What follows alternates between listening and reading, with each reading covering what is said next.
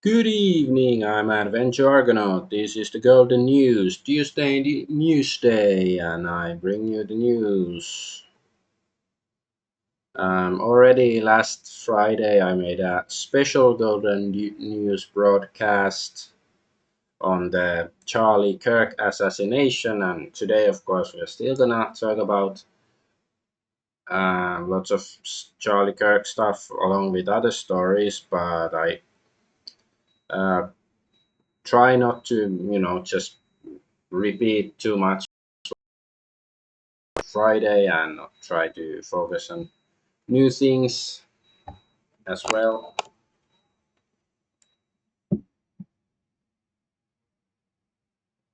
Right, but let's see, everything is in order, I believe. Let's move the chat here. Piece of piece of garbage. It's working slowly again.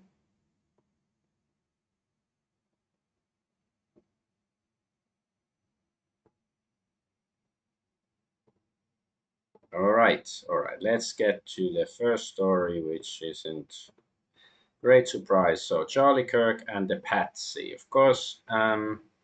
So the alleged assassin has been caught, and I have my doubts about the official story, as I usually do about these things.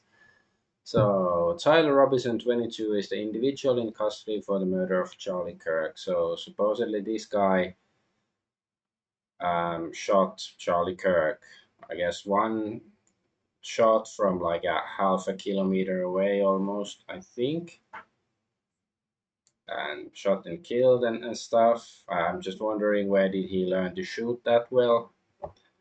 Supposedly, I think his grandma or something claimed that he didn't have a gun or didn't know anything about them. Of course, she might have been just mistaken. But okay, then is so Cash Patel, the FBI director, said that Charlie Kirk investigation took 36 hours to complete, then corrects himself to say 33 hours to be precise.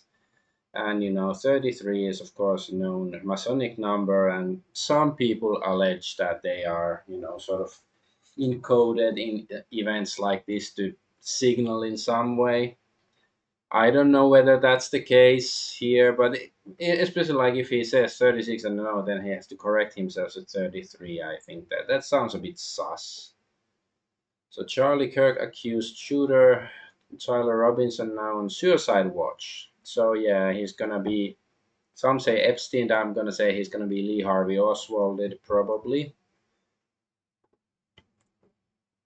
People really should read this article. Use their brains before swallowing the FBI narrative and jumping down everyone's throat who dares posit that Israel might have a hand in this. Okay, let's have a look at this. The Gray Zone article.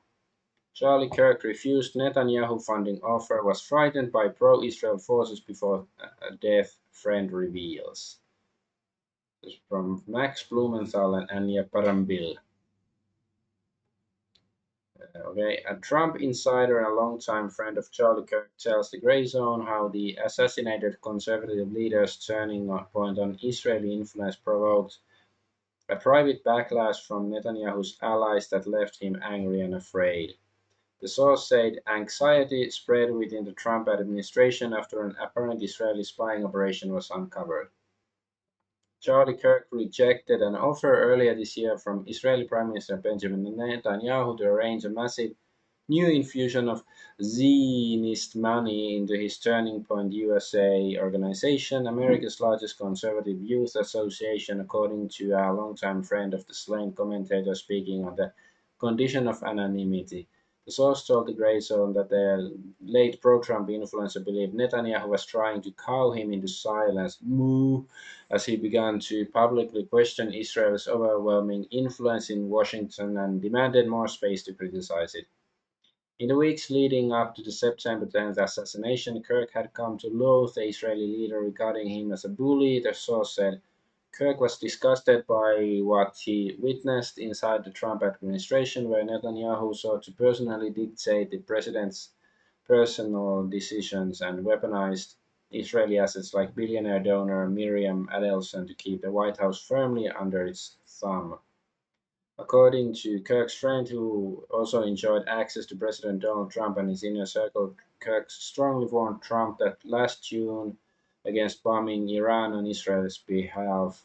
Charlie was the only person who did that, they said, recalling how Trump barked at him in response and angrily shut down the conversation. The source believes the incident confirmed in Kirk's mind that the President of the United States had fallen under the control of a malign foreign power and was leading his own country into a series of disastrous conflicts. By the following month, Kirk had become the target of sustained private campaign of intimidation and free-floating fury by wealthy and powerful allies of Netanyahu figures he described in an interview as Jewish leaders and stakeholders. He was afraid of them, the source emphasized. So this is, of course, very interesting. Like, of course, it's still an anonymous source, so of course you have to take it with a grain of salt. But it makes sense in when you compare it to some of the stuff that Kirk had said publicly, on his show and stuff about critical things about Israel and asking questions that he hadn't really done so much in the past, at least when I heard of him. A TP, so Turning Point USA, the rift with Israel riders. Kirk was 18 years old when he launched TP USA in 2012. So see, this is a bit sus. Like when you were 18 years old, did you start a political organization? Like I'm just wondering, like what sort of backing did he have back then? From its inception, his career was propelled by Zionist donors who showered his young organization with money through neoconservative outfits like David Hurwitz's Freedom Center. He repaid his wealthy backers over the years by unleashing a relentless firehose of anti-Palestinian and Islamophobic diatribes, accepting propaganda trips to Israel, and sternly shutting down nationalist forces challenges his support for Israel during Turning Point USA events. In the Trump era, few American Gentiles had proved more valuable to the self-proclaimed Jewish state than Charlie Kirk. But as Israel's genocidal assault on the besieged Gaza Strip drove an unprecedented backlash within grassroots right-wing circles, where only 24% of younger Republicans now sympathize with Israel over Palestinians, Kirk began to shift. At times, he towed the Israeli line, spreading disinformation about babies beheaded by Hamas on October 7th and denying the famine imposed on the population of Gaza, yet he simultaneously ceded to his base, wondering aloud if Jeffrey Epstein was an Israeli intelligence asset, questioning whether the Israeli government allowed the October 7 attacks to proceed in order to advance long-term political goals, and parroting narratives familiar to his most vociferous critic on the right, the streamer Nick Fuentes. This July at Turning Point USA Student Action Summit, Kirk provided a forum for the right-wing grassroots to vent its fury about Israel's political hammerlock on the Trump administration. There, speakers from the former Fox News stalwarts Tucker Carlson and Megyn Kelly to the anti-Zionist Jews comedian Dave Smith denounced Israel's blood-soaked assault on the besieged Gaza Strip, branding Jeffrey Epstein as an Israeli intelligence asset, and openly taunted Zionist billionaires like Bill Ackman for getting away with scams despite having no actual skills. Yeah, there's still stuff, but this is interesting stuff, and I recommend reading the whole thing. But I want to move on. There's many other stuff to do. So is this from the? Yeah, this is from the same article. In the weeks leading the September 10th assassination, Kirk had come to loathe the Israeli leader regarding him as a bully. So yeah. So Charlie Kirk was disgusted by what he witnessed inside the Trump administration, where Netanyahu sought to personally dictate the president's personal record. So yeah, is this wrong? Like, can this be proven? Let's see. Like, can this be proven to be wrong? This accusation. We can prove it to be absolutely right. But anyway, so here is Erica Kirk, his widow. She said, the evildoers responsible for my husband's assassination have no idea what they have done. You have no idea what you have just unleashed. So yeah, evildoers plural. What does she mean? So I'm a bit. It would be nice because perhaps you don't haven't noticed, but I suspect Israeli involvement in his death. Like it would be very nice to see her name them, but I have my doubts. Like because she has her kids to take care of and stuff. So maybe she doesn't want to rock the boat too much. But it would be nice if she did. So here is, so this is the guy like photographed at the menu who is supposedly the shooter, and this is the guy they arrested. So yeah, totally the same person, but this is like is digitally enhanced by AI, so this may not be accurate. And it's like, well, I think the ears look different a bit. Like, of course, they sort of look like a similar guy, but like, okay, it's sort of pointless argument because even if he was there somewhere in the vicinity of the uh, crime scene, doesn't prove that he pulled the trigger or he had a gun at any point or anything like that. And so far, we haven't seen any evidence of anything like that. And here, workers at the UVU rip up grass where Charlie Kirk was shot to make it beautiful again, officials. So they are already digging up the area Charlie Kirk was shot and destroying any possible evidence. Yeah, there might be bullets or something there. Like, of course, like, yeah, the cops probably investigate the area, but if they really care about looking into the case, maybe there might be some evidence that shouldn't be destroyed yet. Of course, the cops don't care. And then there's this. Out. Okay. I was standing from probably the third row in the bottom. I saw hit. I heard the shot ring out. I looked to my left, and then I looked over to my right. I saw him slump over in his chair forward. He slumped over. He had blood coming from the left side of his neck down his shirt, and he slumped over and he was carried off. Get off me! Get off me! Emotions are running high right now. Yeah, so uh, like so I think they're all like employees of Turning Point or members or whatever. So it's a bit sus. Why do they to like violently suppress his words? Like some say that it's an organization, they have to wait for to give the official comment and stuff. And some say, I've seen some comments that they say that some of his information about Charlie Kirk slumping forward is inaccurate. So maybe that's why they're doing that. It does seem a bit sus, and I wonder who is the guy, and is he still fine? Did they beat him up or do something worse to him? What's this? Oh yeah, this is joke. Like this thing is. Let's just have a listen. Written note, was there? Did he write a written note before the assassination attempt? That's what the governor said yesterday. And what did that say? If you could. So what I'm able to say, I'm sorry. So what I'm able to say is I addressed it partially earlier. Is that the written note we believe what did exist, and we have evidence to show what was in that note, which is, and I'm going to summarize, basically saying the suspect wrote a note saying, I have the opportunity to take out Charlie Kirk, and I'm going to take it. That note was written before the shooting.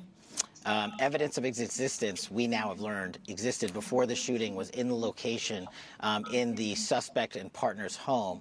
But we have since learned that the note, even though it has been destroyed, we have found forensic evidence of the note, and we have confirmed what that note says because of our aggressive interview posture at the FBI. Was it written What is note?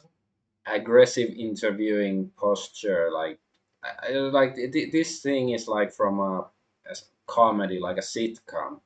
So there was a note saying that the alleged shooter had written that I have an opportunity to shoot him, and then the note was destroyed, and so that's doesn't sound like it's any actual evidence. So yeah, well, they're really going with, he wrote a note saying, I'm totes going to take out Charlie, but the note got destroyed, but we super duper swear that's what it said. Yeah, it's like, it's really like, I'm pretty sure it's like some comedy that has had like a similar storyline. Like, probably not in relation to murder, but like, well, it's like, the Simpsons, like, is it the Principal Chalmers, or no, Principal Skinner, Superintendent Chalmers, or something like, oh, you have, stuff in the other room that, whatever the evidence is, like, may I have it? No. Or may I see it? No. It's just ridiculous. And Thomas Crooks and Charlie Kirk's assassin Tyler Robinson have absolutely no digital footprint. So if this is true, that's a bit sus. It was a 20-year-old lone gunman with no social media footprint. Yeah, that sounds a bit sus. If that accusation is correct, I don't see any community note here disproving the claim. It's very admirable that Charlie Kirk turned down $150 million from Israel. At least he was able to die as a man with principle. Yeah, that's a like, I would be tempted by money like that. Like, but hey, Charlie Kirk was a millionaire. Like, I don't think he had anywhere close that many millions of dollars, but he had more than $1 million. So that's already quite rich in my book.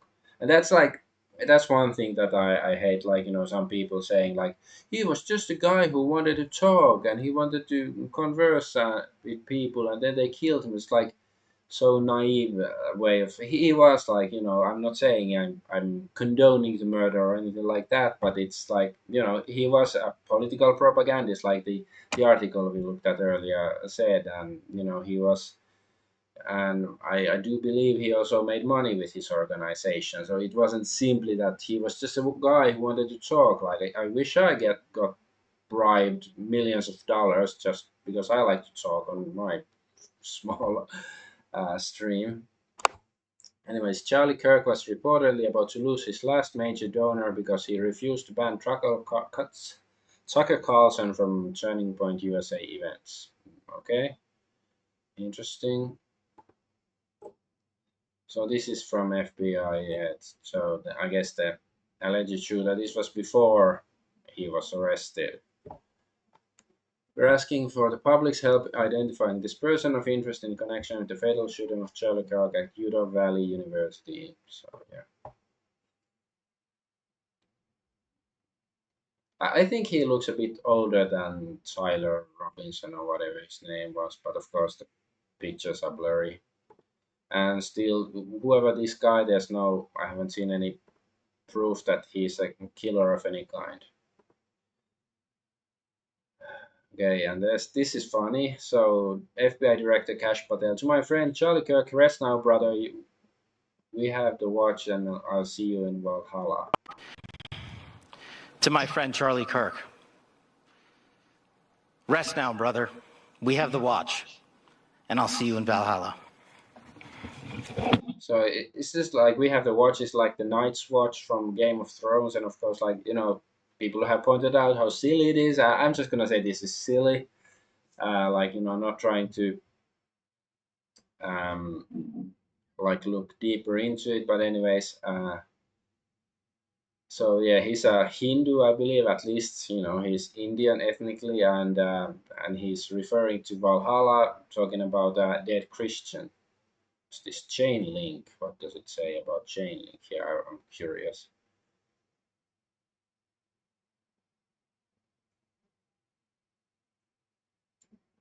Biggest institutions on planet are adopting Chainlink.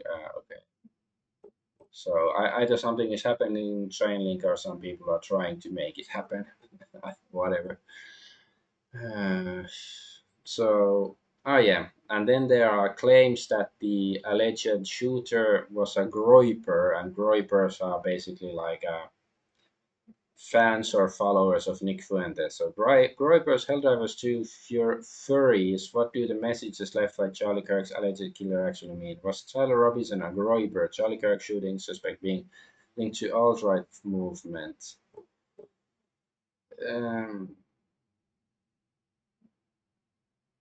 Yeah, it sounds like BS. Whatever. Like, I don't think Tyler Robinson was the shooter. It's possible, of course, he was, but he is innocent until proven guilty, and so far I haven't seen any actual evidence. But yeah, I don't think he's a Nick Fuentes fan or anything like anything close to it. And yeah, there's this article: Charlie Kirk fatally shot by fellow conservative at USA University event. So this is, of course, sounds complete BS, but I think the actual purpose isn't to convince people that the shooter was a conservative or right wing or far right or anything like that. Like, only the dumbest people would believe that. But I think there is to sort of sow confusion, and they're trying to make you argue over whether he was a leftist or a right winger. But uh, the actual question should be like, was he the shooter? Or, like, even if he was, if he had something to do with the murder, was he working alone? Like, because, well, basically, it sounds sus as hell that it would have been just some lone nut with had who had no other you know ties, let's say, to the establishment or the law enforcement or anything like that, because he was able to escape the venue without being arrested. And it was his father who turned him in. So it was basically the authorities and all the surveillance machines and everything were completely useless, and only because the father turned him in he was caught. Like, partially sure, I can believe that the authorities are so incompetent, but then again, I don't think they're that incompetent. I think they were in cahoots, at least some of them. What's this? So they're blaming the Groypers, yeah, and so Tyler Robinson's high school friends, who asked to remain anonymous, said the suspect was pretty left on everything, and he was the only member of his family that was really a leftist. The rest of his family were very hard Republican. So yeah, it doesn't. And if this is him and he has trans flag, LGBT flag here, so yeah, it doesn't sound like a Groyper Catholic or anything like that. And Tyler Robinson, the suspect in the murder of Charlie Kirk, has pleaded not guilty and is refusing to cooperate with investigators, Utah Governor Spencer Cox said. But everyone around him is cooperating, Cox told ABC News. What? And anything new on the investigation? You say he admitted that, confessed? No, not again. He is not confessed to authorities. He is not cooperating. But all the people around him are cooperating, and I think that's very important. There were reports yesterday that So the people around him are trying to frame him to save their own asses, or what? Oh yeah, see you in Valhalla, brother.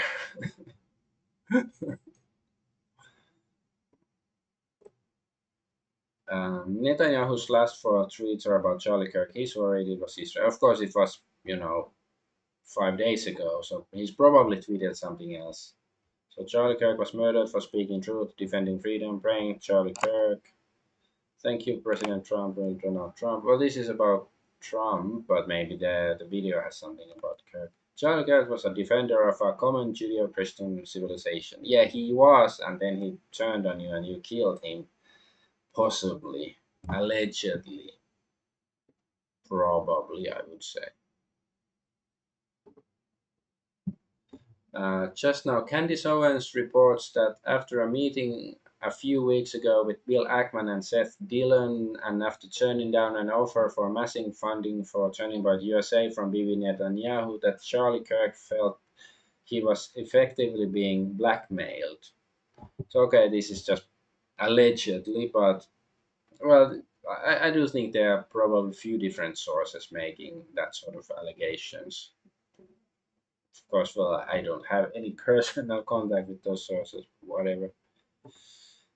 Um, So Charlie Kirk's assassin Tyler Robinson was living with a transgender partner. The partner, who is male transitioning female, is fully cooperating with the FBI. So yeah, the boyfriend or whatever term I'm supposed to be using here is like so. I guess it just means that he probably wasn't a groiper, or well, actually, Nick Fuentes. There are lots of people saying that he's gay, so maybe.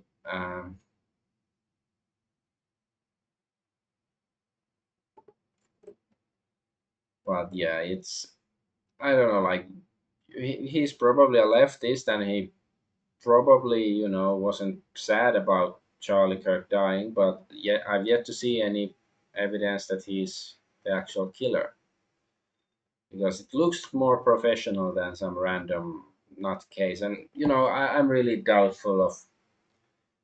I guess there probably have been a few lone nuts in the, let's say, in the past 100 years who have killed some political figures, but I do believe they are very rare. And usually, the so-called lone nuts are they are scapegoats, patsies. So the grandmother of Tyler Robinson, arrested for Charlie Kirk's murder, insists the FBI has the wrong man and claims he never even owned a gun. Yeah, so the grandma claims he, like, of course, like if the grandma is claiming he's a good boy, he didn't do nothing. Of course, it might be possible that the grandma doesn't really know what he's been doing for the last 5 years, and she's only thinking about how nice he was as a little boy and stuff, and how kind and everything, and he's changed it. That's possible, but then again, maybe the grandma is right, and they're just trying to frame him. So something to consider. And Sean King, Talcum X, is making more sense than many conservatives online. So yeah, over New York Post says over 10K posts tied Charlie Kirk's murder to Israel as conspiracy theories explode online. Oh my God, those nasty conspiracy theories. So Sean King says, let's make this simple. Israel admits and brags about assassinating people all over the world. They are brilliant murderers and they own it. All facts right. And multiple people said Charlie was afraid they'd kill him. Those are just facts. Yeah, I think so. Sounds legit. According to 5 sources who spoke to the Grey Zone, Charlie Kirk had a heated confrontation with billionaire Zionist Bill Ackman and others at the Hamptons who hammered the conservative activists for platforming criticism of Israel. The meeting occurred in early August. This guy looks so evil and gay at the same time. And wasn't this the guy who was saying, like, you dumb goyim, you should go die for Israel? Like a few weeks ago, I reported something about it because I didn't really know who this guy was before that. Not well. Maybe I'd heard the name or something.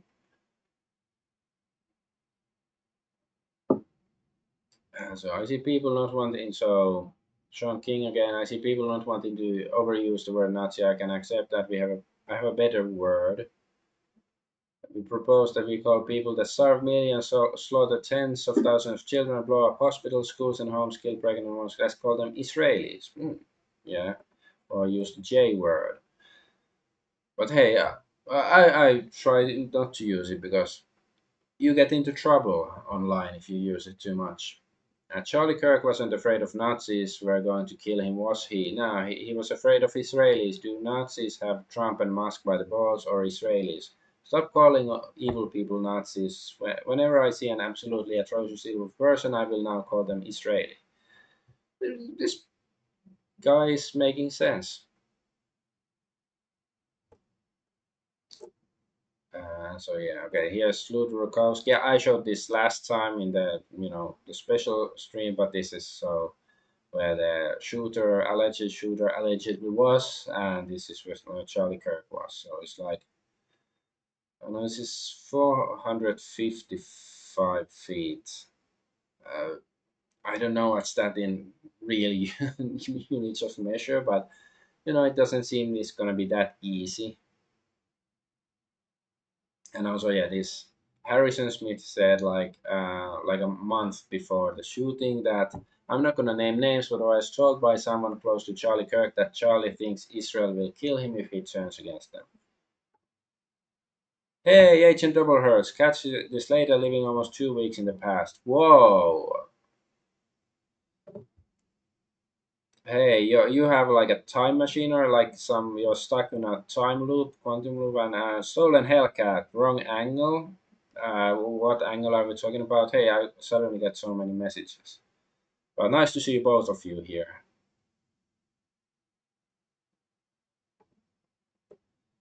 Um, so yeah, Charlie Kirk was assassinated. Shooting. Ah, you mean this? Is it the wrong angle? Ah, yeah, you mean for the wound. Well, it depends which way he was facing, I guess. But yeah, I'm no ballistics expert, so I'm not gonna try to, you know, too much look too much into it. But yeah, it sounds like you have to know what you're doing. If I tried to do it, I doubt I would hit anywhere near them. Anyways, Charlie Kirk was assassinated 10th of September. Since then, the government has passed amendment that bans Pentagon from boycotting Israel, proposed a bill for Rubio to revoke passports for Israel critics. House approves $650 million for Israelis missile defense. Marco Rubio visits Israel. What about protecting Americans? First, Donald Trump's leadership. What about America? And yeah, you forgot the Epstein files again. Yeah, they blocked the same day, a few hours after. The stage makes a menorah. Really? And the Agent Abrahams hopes not World War Three or something by now. No, not World War Three. Like maybe this is. Well, you heard of Franz Ferdinand, so maybe this is our Franz Ferdinand now. So maybe in a few weeks. Ah, yeah, yeah, you're right, Stolen Hellcat. This sort of looks like a menorah, but surely it's just coincidental, right? Right. So yeah, Trump praises FBI Director Kash Patel for speedy capture of Charlie Kirk assassin. Yeah, because the FBI didn't do anything. It was the father who turned in his son supposedly. So the FBI had no clue, supposedly, at least based on the information we've given. And here is so yeah, supposedly 4chan figured out who I think this is like the boyfriend, girlfriend, whatever of Tyler. So Charlie Kirk is coming into my college tomorrow. I really hope someone evaporates him literally. Let's just say something big will happen tomorrow. And 4chan figured it out before the authorities. Funny, 4chan has proven right all along when it came to transgenderism being involved, but there's something more interesting. Team, is this the same person? Because if they not only knew about it, they fully endorsed it. Um, yeah, so, but it's possible that they had something to do with it. I have my doubts. Like, people like this, I do think they tend to be mentally on the unhinged side, but that doesn't mean that they are part of some professional assassination operation. So, oh yeah, there was this thing going on. Like this is the shooter. I was like, first time when I saw it, I was like, that's Ben Shapiro. That's a meme, right? But then I saw some people taking it serious. Like, wait, am I mistaken? But no, this is just this picture made it look like. But if you see this picture, it's not Ben Shapiro. He's not different guy. You mean this guy is different guy? So it's not the boyfriend of Tyler Robinson, right? But yeah, so I guess this guy does look a bit like Tyler Robinson here.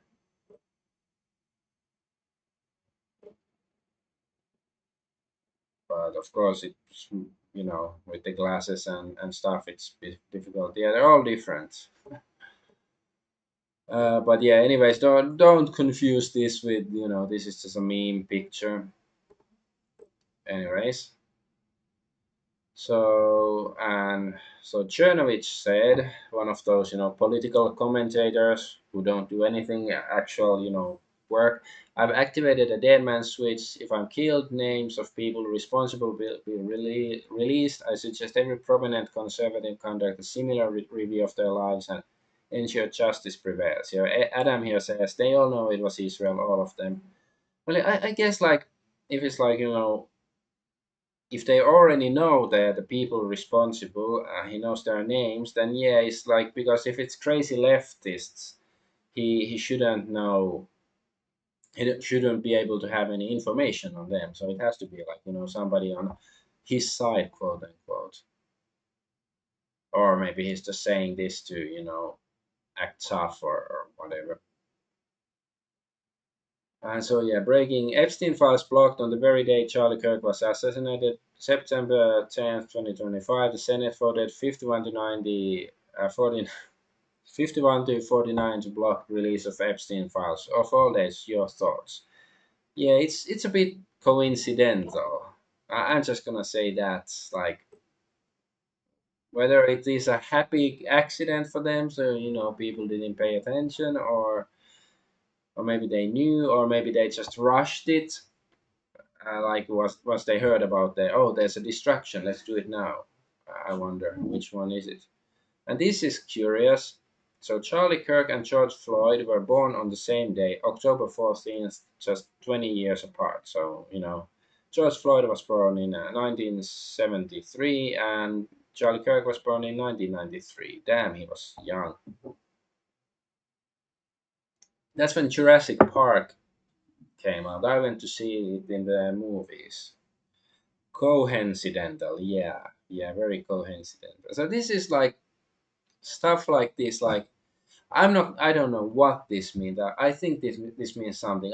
Like there's two basic um, ideas that I can think of what it means. Either it means like God or some higher force is trying to tell something with this, or this is part of some grand psyop. But because like you know the death of George Floyd caused the left wing to chimp out, so maybe the death of Charlie Kirk will cause the right wing to chimp out or something. It's just weird. So, grandmother of Charlie Kirk murder suspect breaks silence and arrest and reveals for FBI have the wrong man. So, I don't think he ever shot a gun, to tell you the truth. He doesn't hunt. He's never liked anything like that. I know he doesn't own any guns. There's just no way he could have been that good of a shot. Well, yeah, it's like whether maybe he's been radicalized in the last 2 years or something, and the grandma doesn't know, but like you have to be a good shot, right, to make that. Like, has anybody proven that he's ever even been to the firing range or anything like that? And Foundering, the piano guy here says the right is so retarded. Just tell them it was a trans person or trans adjacent and they'll believe anything. Pathetic. Yeah, I'm sort of agree with him. Because like these kinds of persons aren't not usually the most, let's say, stable or law-abiding people in the world, but doesn't mean that you should still have some discernment when they just like if it you should look beyond what suits your own political bias and stuff, because there's a reason why some biases exist, and some trends are accurate, but sometimes it's used against you to so make you believe psyops and disinfo and stuff. And like this aesthetica here saying, I'm now 100% confident that Charlie's assassination was carried out by a radical left wing of transgender terror cell. Let's get into the evidence. Charlie was dating a living, I guess dating and living a transgender man, male to female. Two of the bullets found in Charlie's rifle had engravings consistent with radical far left transgender ideology. Notices Bulge is a reference to chasers, gay men who like trans women. Noticing trans man's Bulge catch fascist is self-explanatory. So like I have doubts about these bullets actually saying these things. I think it's just part of the distraction from the actual killers. Um, Tyler's transgender boyfriend is friends with a transgender account on TikTok, and ex goes by the name Cherbom75M. And minutes after Charlie was confirmed dead, with this transgender posted, "We fucking did it." So okay, it is like if they are friends, Tyler and this person are friends, but it doesn't mean like after Charlie was confirmed dead, so it was public information. He said, "We did it." Like I think it could easily just mean that we, as the radical left, did it, because that's how many of these leftists think. They're very collectivist in that sense. This wasn't the only transgender account that had prior knowledge of the assassination. At least two other transgender people had posted in advance that something would happen to Charlie during the speaking event at UVU. So yeah, I showed this already. So I have my doubts. Like it's possible, and certainly I do think if there are authorities who are gonna investigate this uh, murder properly, they should look into these things as well. But my money is still on Israel and people like that. Of course, it's possible that it was both groups together. That's possible as well. But that it still smells like a distraction, a red herring. This is interesting. After failing to name Israel, Nick Fuentes was excluded from an ADL report on anti Semitic conspiracy theories regarding Israeli involvement in the assassination of Charlie Kirk. Names in the report included Jackson Hinkle, Ian Carroll, Paul Miller, and Syrian Girl. So, yeah. I do think today Nick Fuentes is going to do a stream or has done already, like talking about the Israel stuff. But I don't know. I don't really watch his streams. It's just what I see people talk on Twitter basically. When I'm not that interested in him, but he's of course he was sort of Charlie Kirk's foil, as it were. So he's relevant in this case. I know I don't mean to imply in any way that Nick Fuentes was responsible for the death in any way. But I mean, like, it's just the cultural impact is significant in that way. But Health Ranger here says influencers are right now being contacted by shadowy anons and told to support the lone gunman theory, and that doing so will make things go much better for you. Of course, this is like, trust me, bro, but it seems like it. I've seen lots of people just you know either they're just really like a doggy seeing a ball and just running after it without thinking about the consequences, or but yeah, that's what a lot of people have been doing. What do we have here? Yeah, this is I showed this in my previous stream on the matter, but I want to show it because Tommy Borum predicted this like a month ago.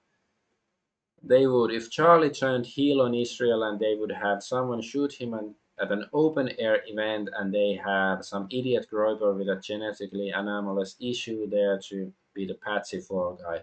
Part of why you never make deal with the devil in the first place. So yeah, it's interesting because on my previous stream on Friday, they hadn't brought the Groiper angle yet. Like, of course, I think they discarded the Groiper angle already because it didn't seem to stick. At least that's how it looks to me.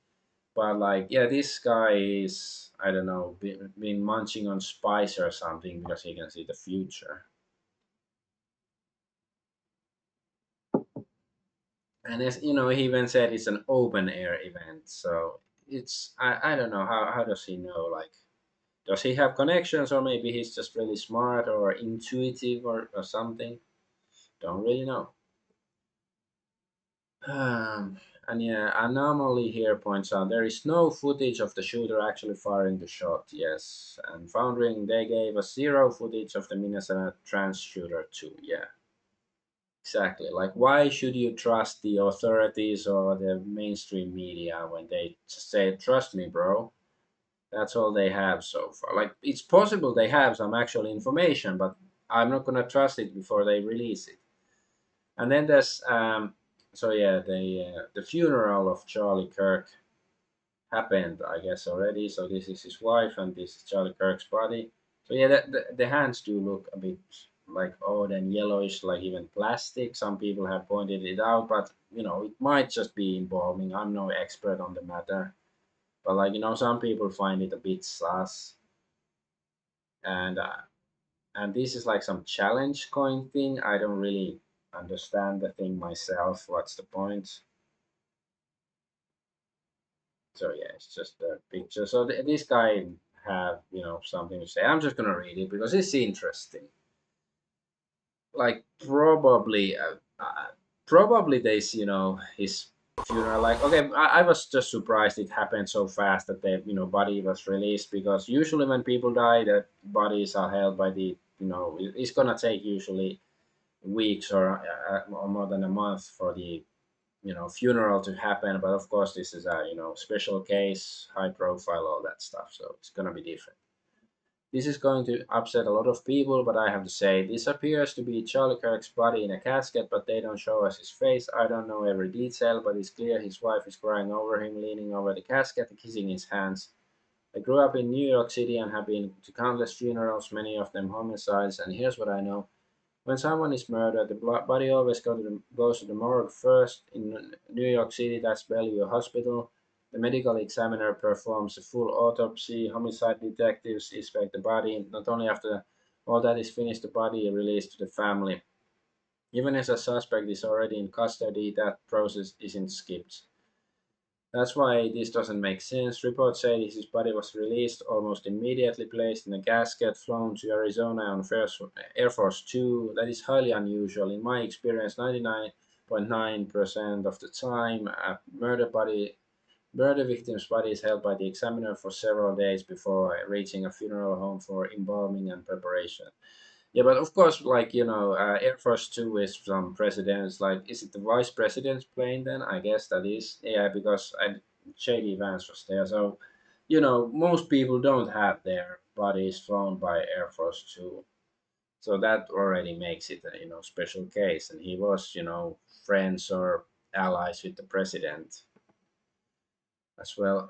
So looking closely at the video, a few details stand out. The jacket is in button, very unprofessional, something an embalmer wouldn't normally miss. Okay, somebody pointed out in the comments that it's normal to leave that lower button unbuttoned. I'm no expert on suits. I rarely wear them, so it was all news to me. Anyway, his hands appear unusually discolored, which shouldn't happen so quickly if the body had just been prepared, and they never show his face, only his hands. If this was a private wake, he should have been preserved to look the way he did in life. Setting itself raises more questions. A room somewhere in Utah with flowers on a table and a casket positioned where his wife sits, leaning over him.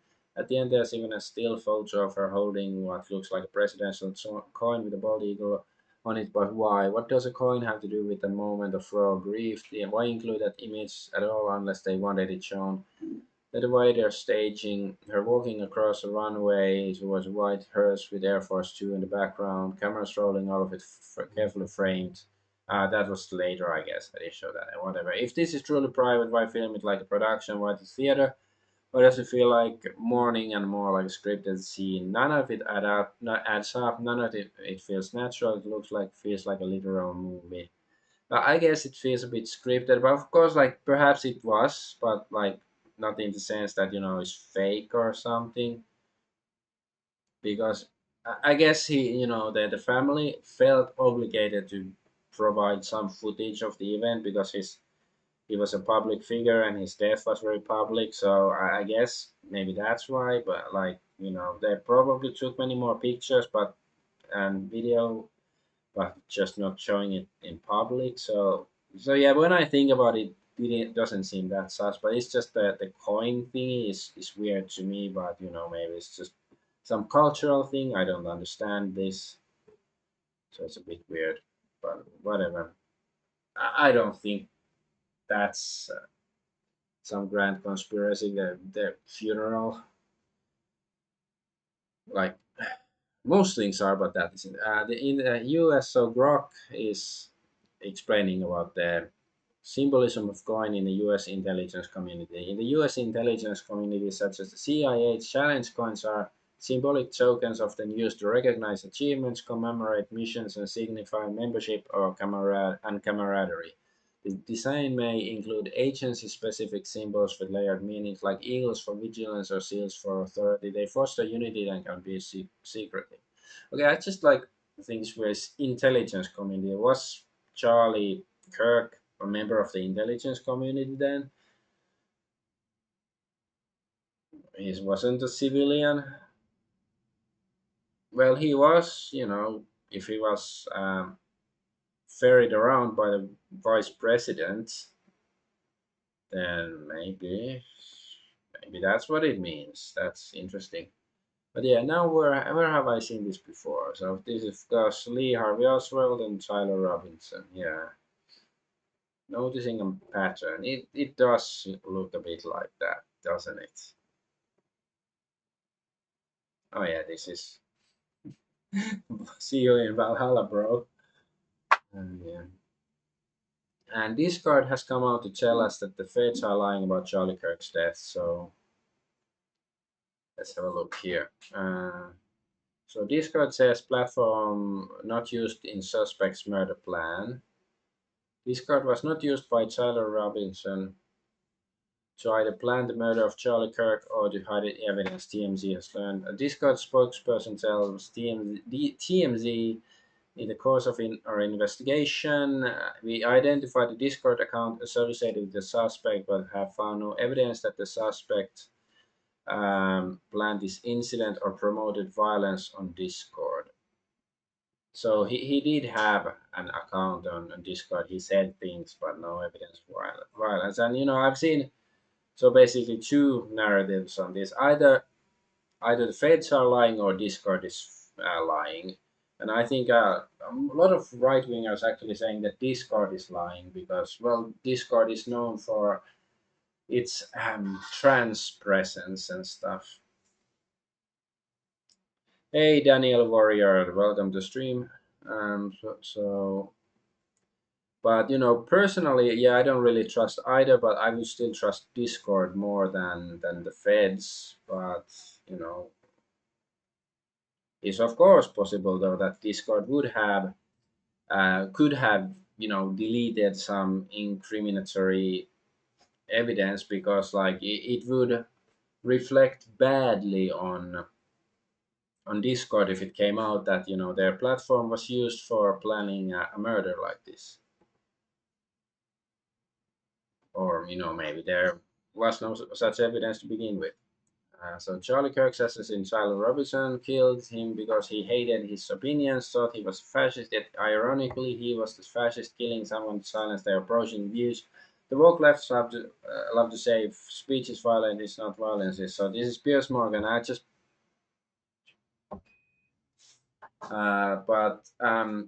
wanted to point it out because it's not he's not Tyler Robinson is not the assassin. He's the alleged assassin. He hasn't been tried yet.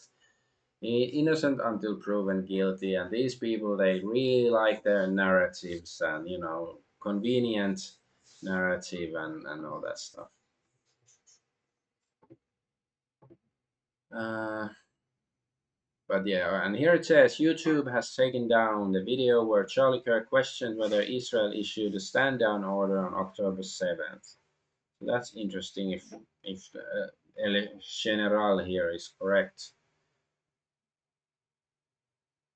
Why would they do that? And yeah, Charlie Kirk refused Netanyahu funding offer and was frightened by pro-Israel forces before death. A longtime friend of Kirk tells the Grey Zone how the late influencer turning point will provoke Israeli private backlash that left him angry and afraid. So Harrison Smith saying this is either confirmation of what I said or there's two different people saying the same thing. Yeah. Yeah, this is of course Cash App, PayPal. Almost 3 days to find the killer. It was the father that turned him in. You make cringe comment about Valhalla. DEI, FBI, everyone. Yeah. But I like the cringe comment about Valhalla. It's, I don't know, it's so silly. Like, maybe should be more serious, since murder is usually a serious issue. But I don't know. We live in clown world, so you have to have your laughs when you can get them. Can someone explain how the right is so dead certain that 22-year-old lone wolf pulled off this high-level hit on CK Clark Kent? What? Slipped past thousands of during a mass evacuation, dodged every law enforcement perimeter, then vanished for 33 hours without citing any government narrative. Show me what non-government approved evidence you have. No FBI pressers, no media parroting, no law enforcement PR. Just draw verifiable proof. Otherwise, you're simply echoing the narrative and feeding your own biases. Yeah, exactly.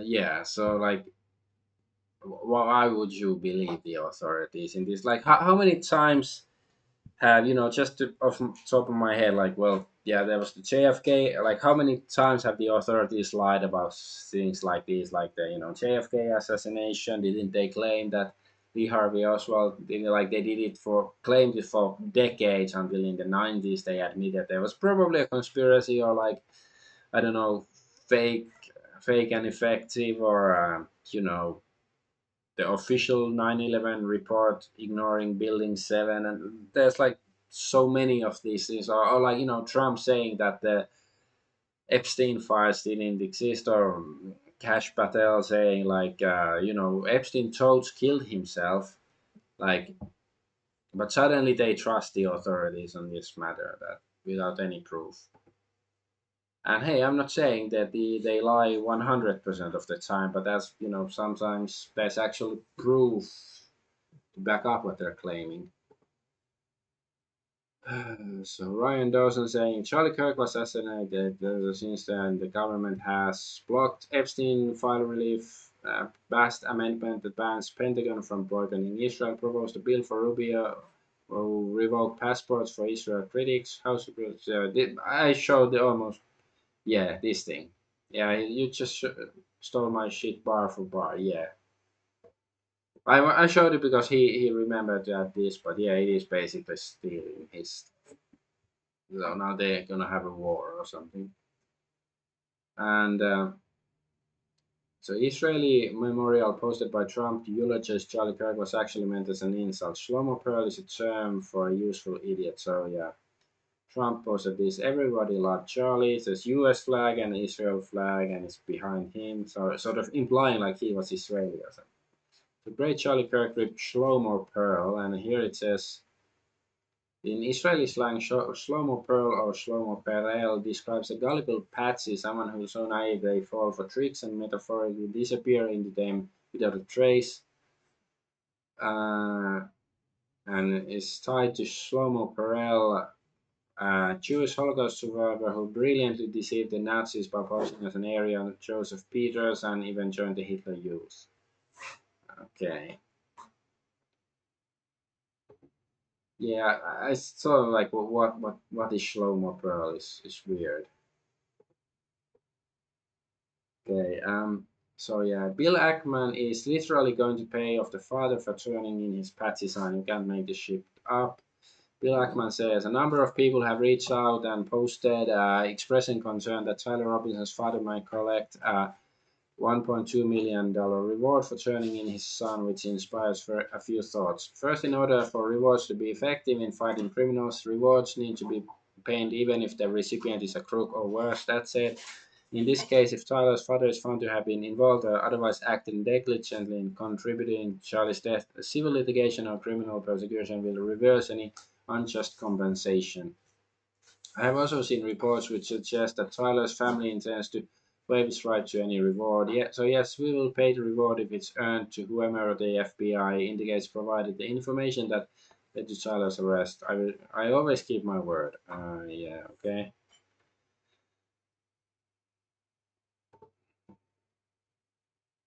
So TMZ is not the only source for this. Discord dispute some details shared in news conference. The company behind the online chat Discord is disputing some details that were shared in Friday's news conference with officials. So blah blah blah. So in statement to NBC News, Discord spokesperson said the company did identify an account belonging to the suspect, but said the messages mentioned in the news conference were not believed to have been sent on Discord. Yeah, so who is lying, or maybe that's just mistake. It's incompetencies. Maybe they used another app to send some messages, and the authorities thought it was Discord, but it was, I don't know, Signal or Telegram, or who knows what. So yeah, my condolences on the loss of your friend Charlie Kirk. How are you holding up, reporter? I think it's very good. But by the way, you see all the trucks? They just started construction of the new ballroom for the White House, Donald Trump. Okay, so let's listen.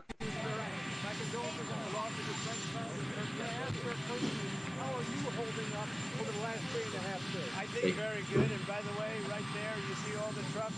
They've just started construction of the new ballroom for the White House, which is something they've been trying to get, as you know, for about 100. Okay, you can, at least I can't hear it very well, but yeah, he says something condolences, and then yeah, he's constructing new ballroom. It's like, I don't know what's going on. Like, he clearly doesn't like. Well, I can't say clearly, but he doesn't seem to care about Charlie Kirk, who was supposedly his friend or something. So yeah, if he changed clothes on the roof, the alleged shooter, where did they get those surveillance camera pictures in the stairwell? Since he jumped off the roof and ran directly across the street.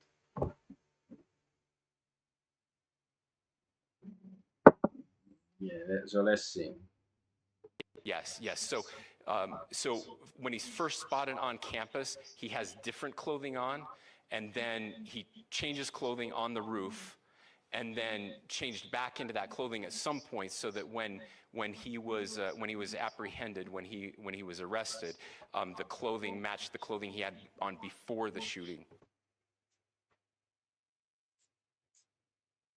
But when he was, but wasn't he arrested like 33 hours afterwards? He was at home. It was his dad, or I don't know. It doesn't make any sense to me. It's like difficult even to poke holes to this narrative because it makes so little sense.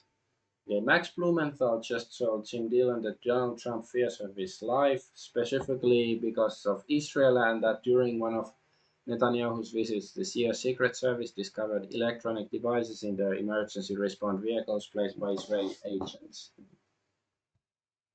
Interesting.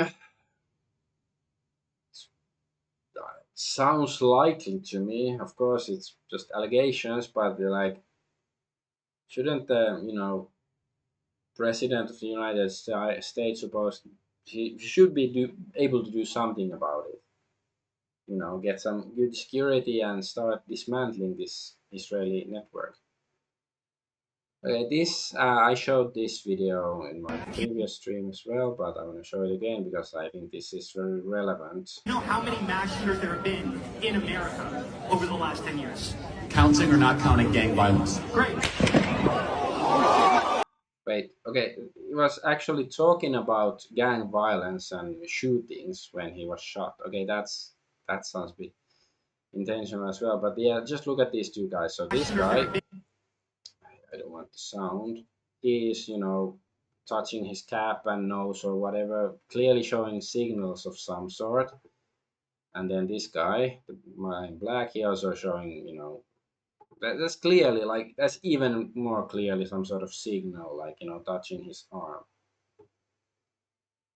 like this. It's clearly a signal of some sort, like unless this is somehow fake or AI or edited, but like, are these those crazy trans leftists as well?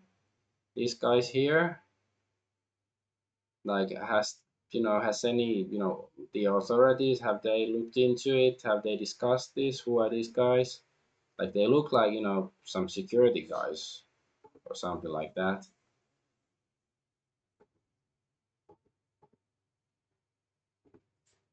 don't know. So anyway, what is a Groiper? So yeah, they're just fun of playing Nick Fuentes. Talk about that. Okay, and this is the picture. I had it on the other thingy already. But yeah, this is the guy. Yeah, this black shirt guy, and this is from the Donald Trump shooting. So they are suggesting that they are the same guy. Well, it's like they could be the same guy. Probably isn't, but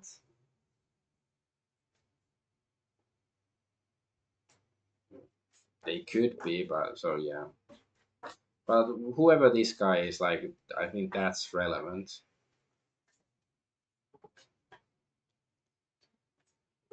Okay. So and here, did Netanyahu implicitly threaten Harrison Smith? Are Americans supposed to just keep accepting terror from Israel, acting like it's normal when Israel threatens to harm us when we are supposed to be afraid of them and let them do whatever they want to? So, Shooting suspect here. so he's from Infowars. I didn't know that. After listening to Benjamin Netanyahu call you out and say words have consequences, I would really watch your back. So Netanyahu said, "Words have consequences. Watch your back." So does it say I have a host of American channel on Infowars? Okay, okay, I didn't know. I don't know if Israel killed Charlie Kirk, but if something happens to me, it was Israel. Yeah. According to a longtime friend, Charlie Kirk refused a funding offer from Bibi Netanyahu in his final days, having come to see as a bully who sought to drag America. Yeah, this is from the article. Yes, I've discussed that. And this one is okay. Charlie Kirk rejected Netanyahu's bid to flood Turning Point USA with Zionist money, warned Trump against bombing Iran, started calling out Israel's stranglehold on DC. Then he was assassinated per Max Blumenthal and Mia Parampal on the gray zone. Okay, and Ashalogos here says, I've now officially seen enough to recognize that I was wrong about Charlie Kirk, at least very least not completely fair, especially towards the end of his life. It's an important lesson people can change and evolve in time, especially the better and more broad-minded and courageous. Yeah, I said sort of similar things in my previous stream that like I didn't know much of this stuff that he was like turning away from Israel before he was killed, which is unfortunate. Anyways, we need to always leave room for this possibility, even welcome it, encourage it, and do whatever we little we can to help inspire it, bring it about. I like to think this was the motivation behind my critical comments, but I wish now I'd been fully aware of the journey he was so obviously taking in his final years. He deserved a bit more credit, a bit less pushback. He seems to have been able to and willing to admit he might be wrong. The least I can do in honor of his passing and his life is to do the same. Apologies, Charlie, and much respect for being a tireless and courageous man in the arena. Yeah, it's well said. But that's all I have to say about this Charlie Kirk stuff. Let's move on, except that, yeah, don't buy the official narratives.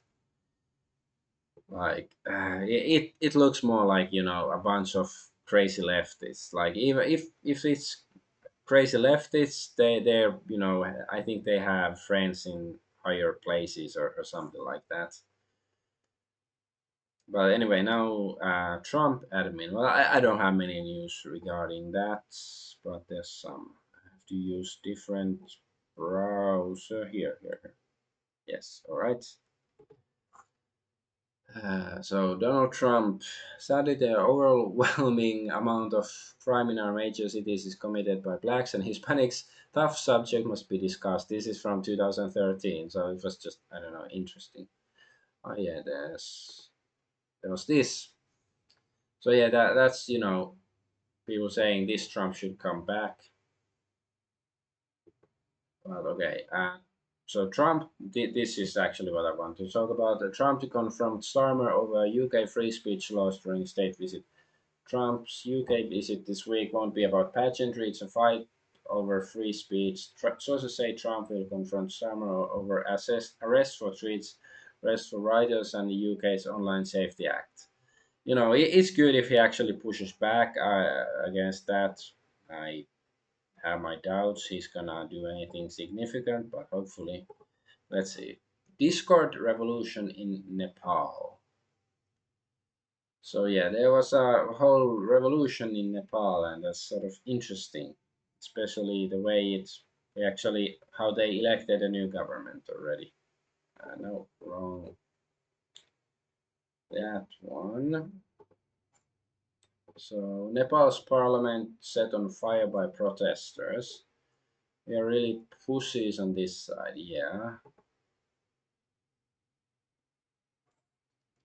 So in Nepal, politicians ban social media use and citizens burn down parliament. Politicians flee by helicopters. So yeah, why don't Europeans do that when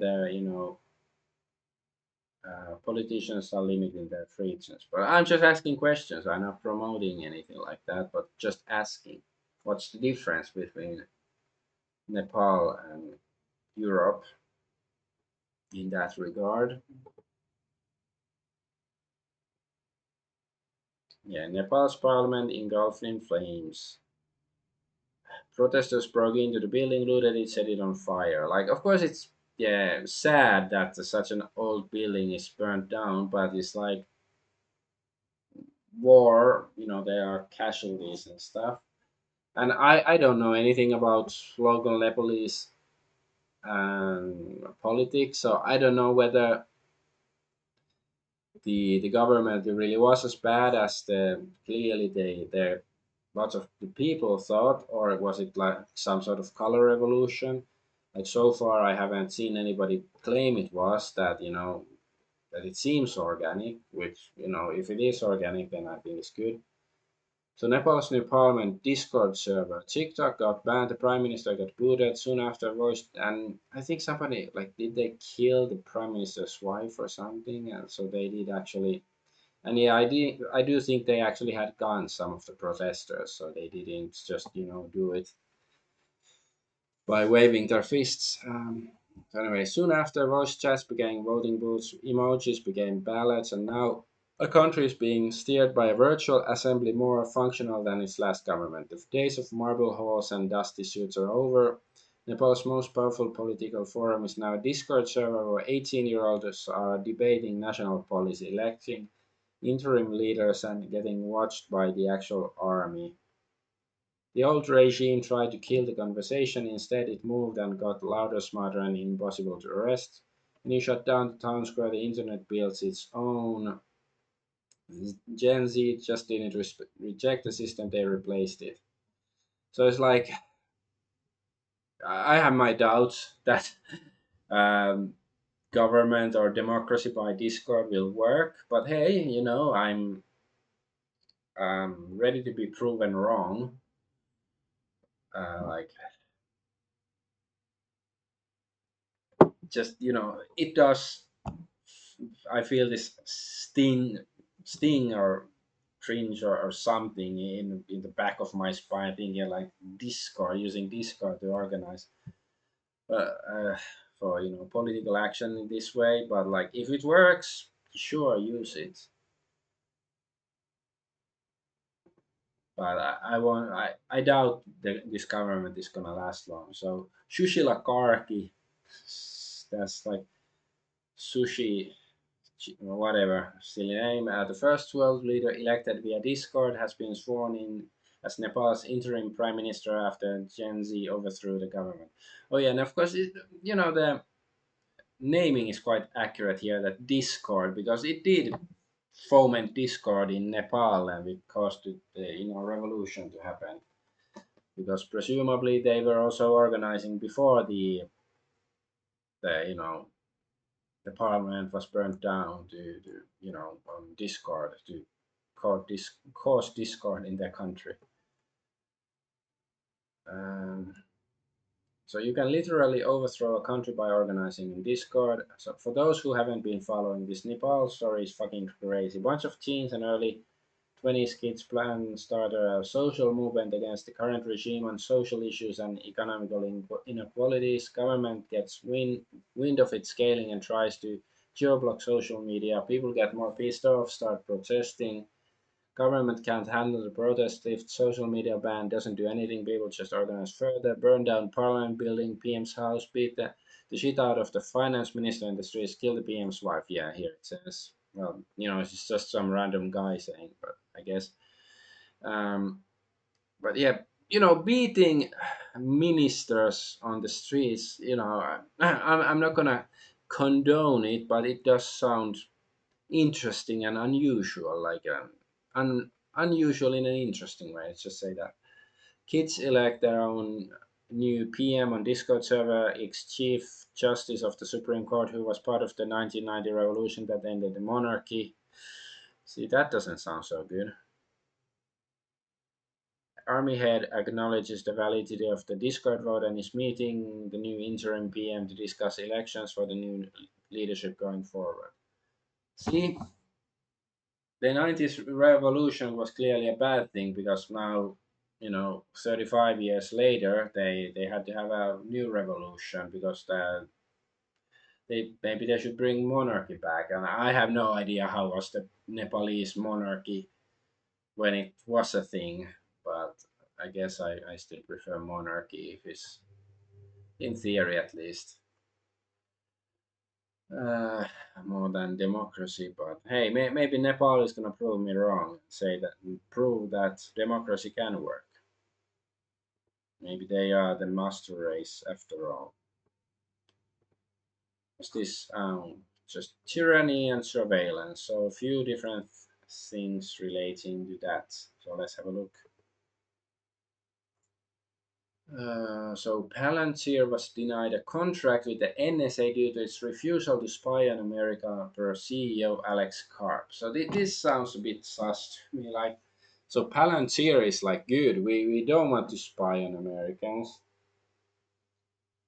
Sounds like maybe it's true, or maybe they're leaving something out, or maybe it's some sort of campaign, like propaganda campaign advertising in this way for Palantir.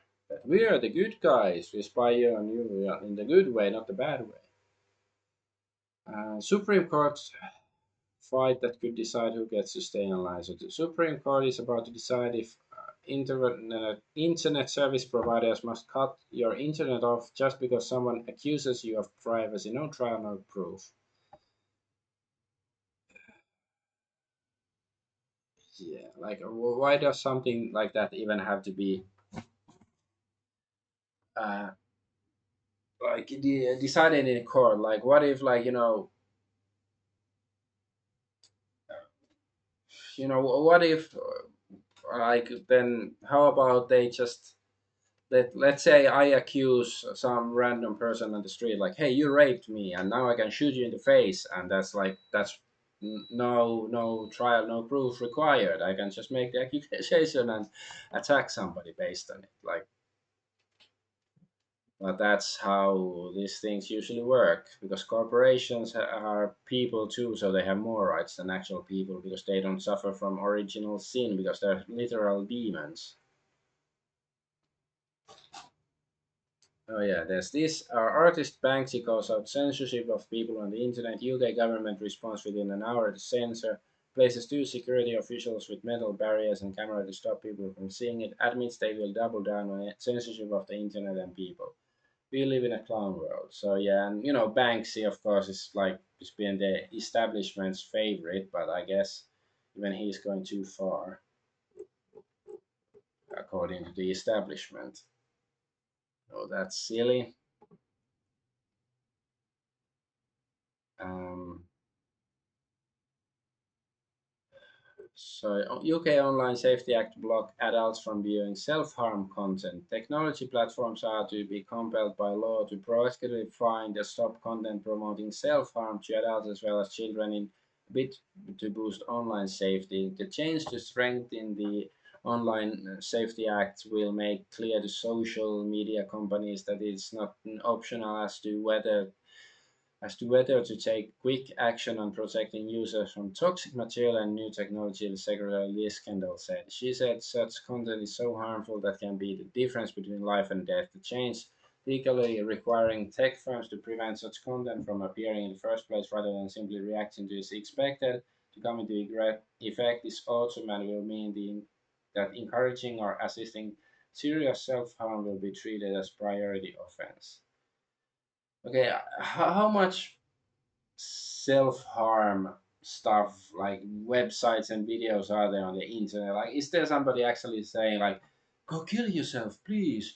Your life is pointless." Like, okay, sure, like there's somebody like like very small fringe that say that life is suffering and stuff like like it sounds a bit like Buddhism, but going full retard or something. But it's like it just sounds so like the safetyism they like very arbitrary because when I was a teenager I had some suicidal thoughts every now and then and if they just wanna show you sunshine and puppies or happy couples walking hand in hand, I think that's the sort of stuff might trigger somebody to harm themselves more than actual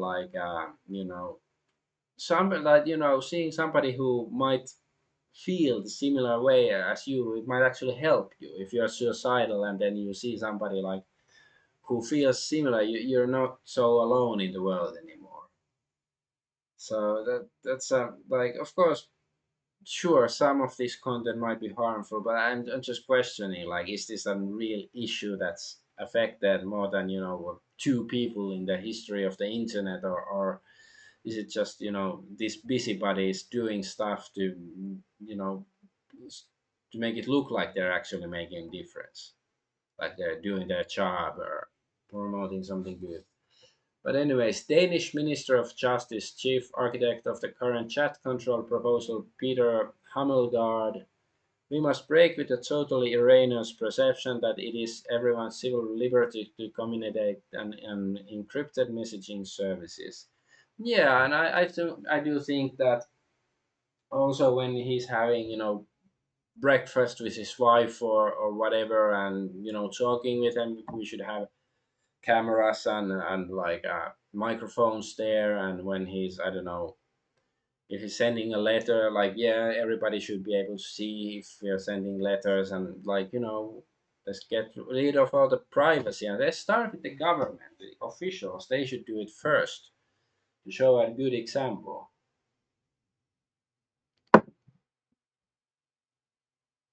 right?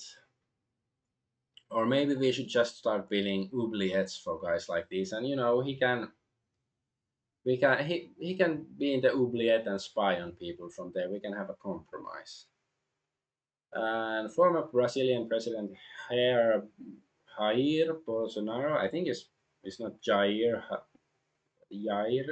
I think it's Jair Bolsonaro. I don't know, sound retarded. Sentenced to 27 years in prison for coup plot. So it's sort of what they, with Trump, but that might have happened to Trump if he hadn't become the president the second time. But like, does it really matter? Like, it's just like it was already retarded for Trump to allow Biden to say stay one term in the office. Like, I think that was already sus for Trump, that this foreign puppet clearly winning the election totally legit, because there was nothing sus about the 2020 election. But Trump was saying that there was fraud, and then he still didn't call the National Guard or anything to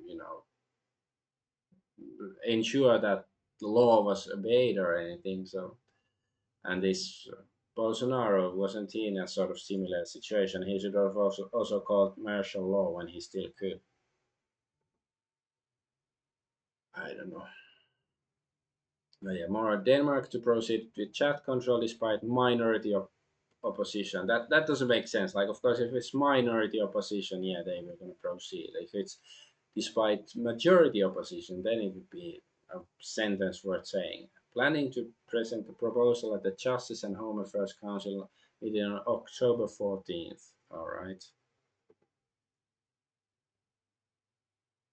BlackRock to invest $700 million in UK data centers during Trump visit. So yeah, the Trump visit that he was supposedly gonna push against the censorship stuff, but then this stuff. Maybe this is the real reason why Trump is going to UK. That doesn't sound very good to me. Malvad, a VPN, introduces quick-based WireGuard obfuscation to bypass censorship and VPN blocks.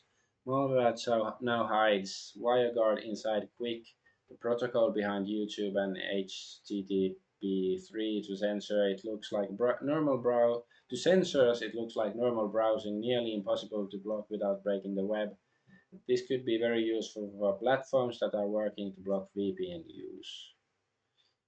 Yeah, it's like I've been hearing good things about Mulvad, so maybe I should change to that VPN provider. Then next time when I have to pay for my current one, I've been using Surfshark recently. It's okay, but probably not the best. NASA claims it. Oh, okay. Let's go to the next news story. Whoop, whoop. So it's a god awful small affair to the girl with the mousy hair. Is there life on Mars? Blah. Yeah, I butchered that song. Is there life on Mars? I still have my doubts, but that's what NASA is claiming.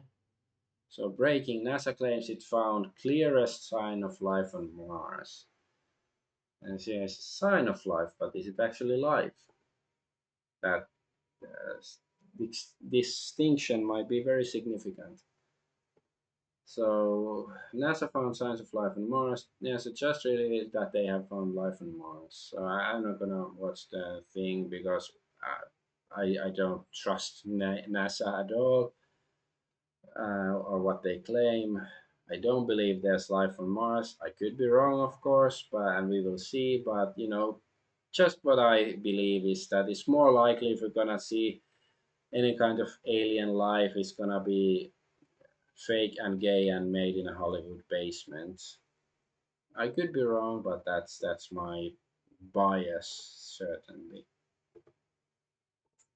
But let's see what's next.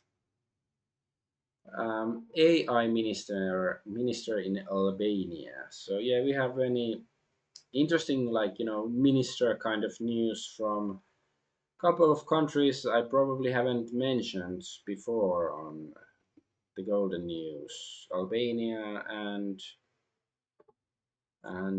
Nepal. So Albania appoints AI-generated government minister to govern the country's finances. Like, hey, it might work. It just sounds like a terrible idea. But maybe it's gonna work. I doubt it. But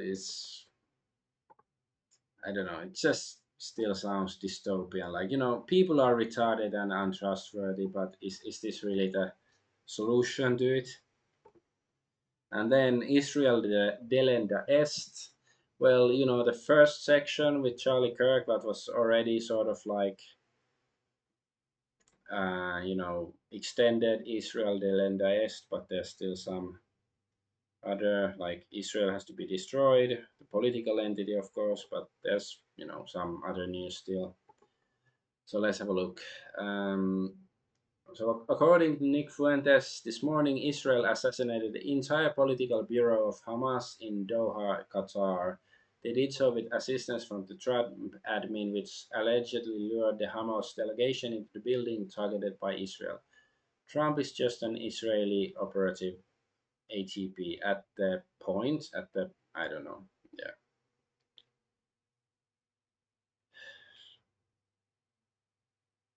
Yeah, if I was Qatar, I'd be pissed.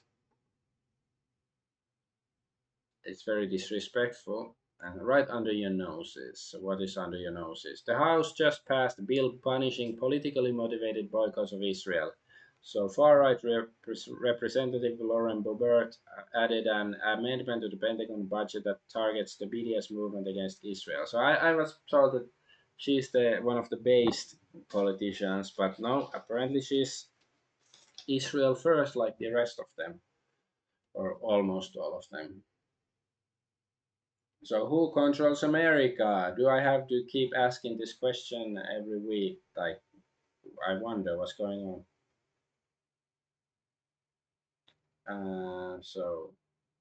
Lord Moore says, an Israeli threatens Candice Owens. I respond in kind. So Candice Owens says, all lies will be revealed. Oren Barsky said, your day will come. To be clear, this is not a threat, but an observation about the fate of all Nazis, past and present. So then Miles says to Owen Barsky, your day will come. To be clear, this is not a threat, but an observation about the fate of all Israelis, past and present. Yes, very interesting point. Interesting point indeed. How's this?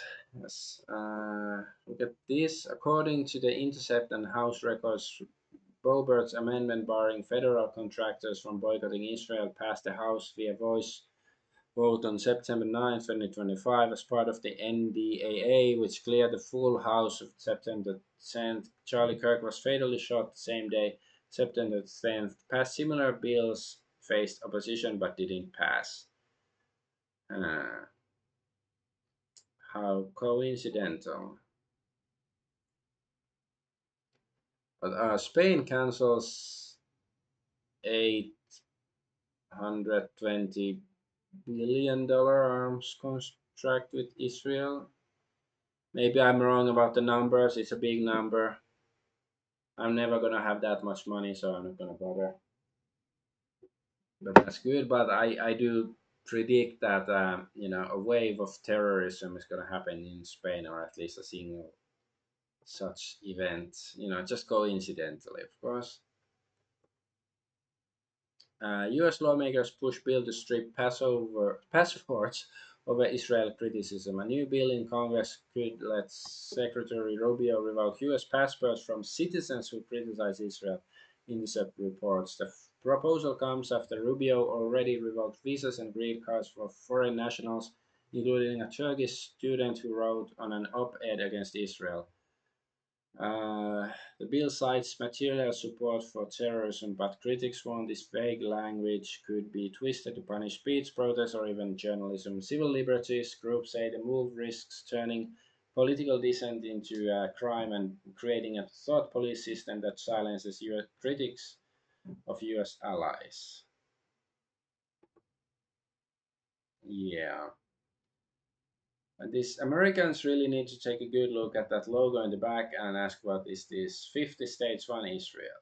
50 states, one Israel. And there's the Star of David or Star of Remphan. It's bigger than the others. Yeah. One star to find them and in the darkness bind them. And how did that go? It's like, come on, man.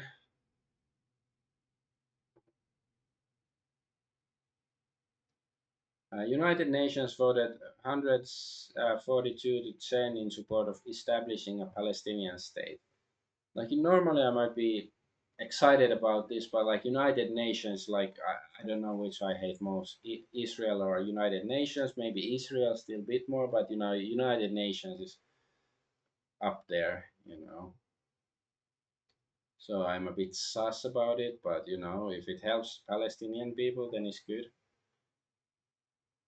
Uh, okay, this is accidental twice here.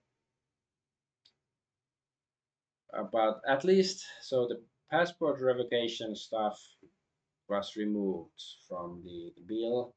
That they cannot revoke US passports if you oppose Israel, but it's still ridiculous that it was ever an option to begin with.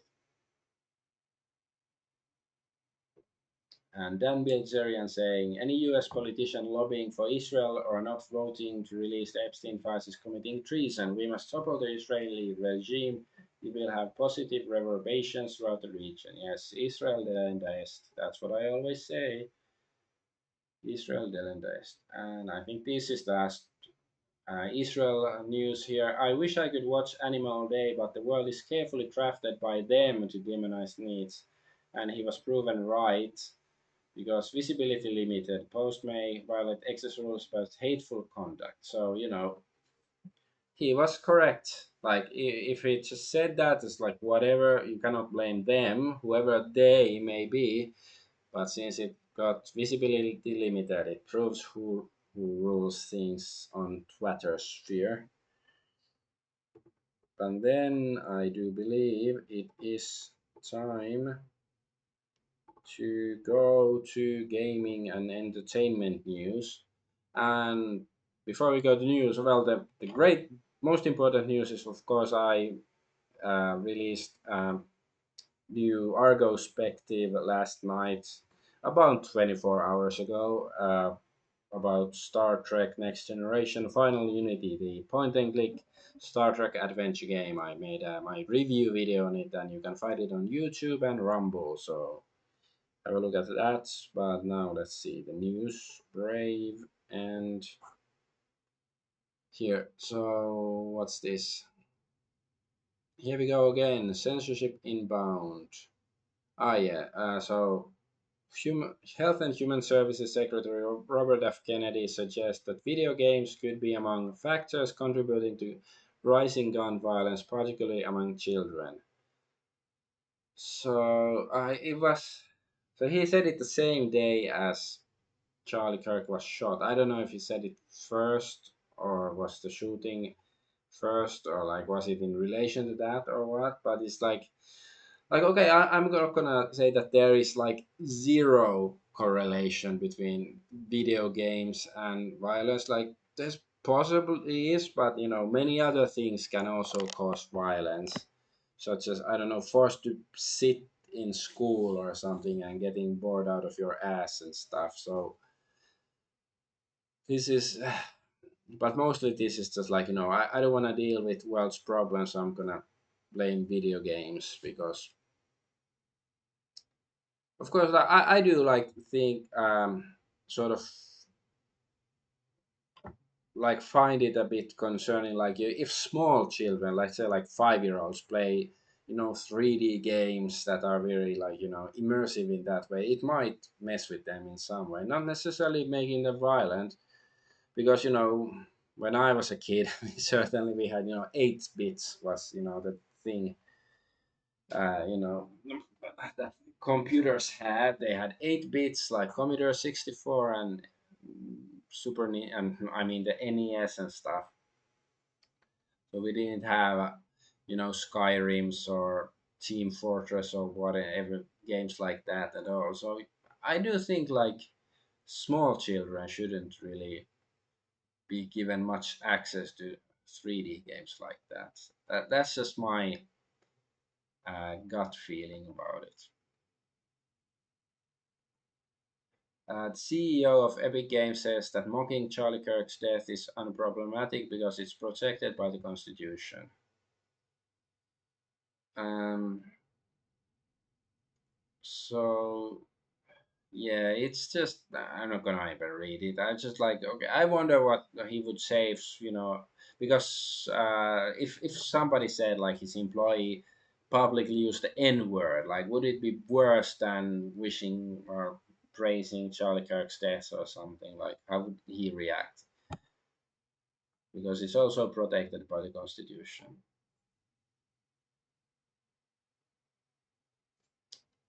And yeah, Nintendo going full end boss again or still.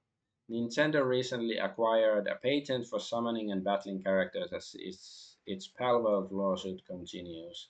Nintendo acquires another patent for character summons as Palworld lawsuit continues. Yeah. Let's read it for the third time. No, but this is just insane. So if it's summoning creatures like that. That has been a thing for long before Pokemon existed. Like Archon 2 on Commodore 64 or Druid 2. It's always 2. You could summon, elementals and stuff. Nintendo just patented summoning, yeah. So this will affect not only Palworld but many games like From Software, source from on other platforms. So yeah, it's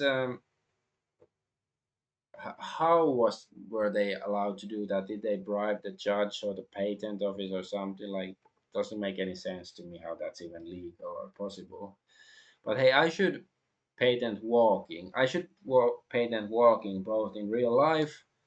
So it's my patent if you walk, and also like make it some really simple video game where you walk and then patent the mechanic. And if you use, if you walk in the game, then you're violated my patents. And this says Nintendo now has a US patent, so it's US is not just Japanese patent. US patent on summoning characters and making them battle for you. Nintendo is such a disgrace. Yes, but it's not just the Nintendo, it's just also the authorities that allowed it to be patented. So yeah, Nintendo blah, blah, blah, granted the patent for the summoning characters. Evil Company, this was filed in 2023, while games like WoW and Diablo have had summonable fighting pets for decades.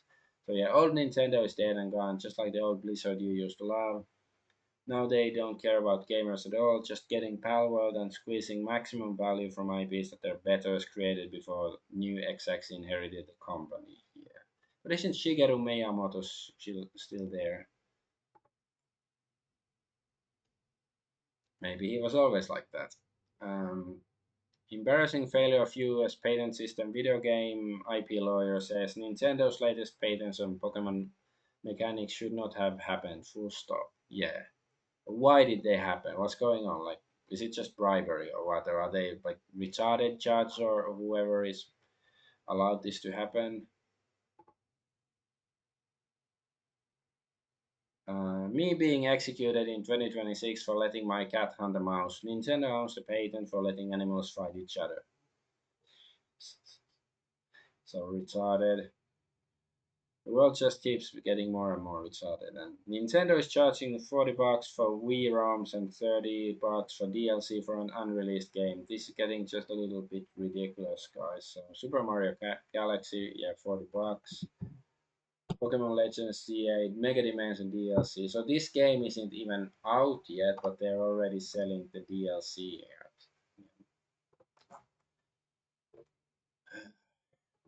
Oy vey. Yeah, Nintendo just announced a DLC for a game that is not out yet. That's just silly.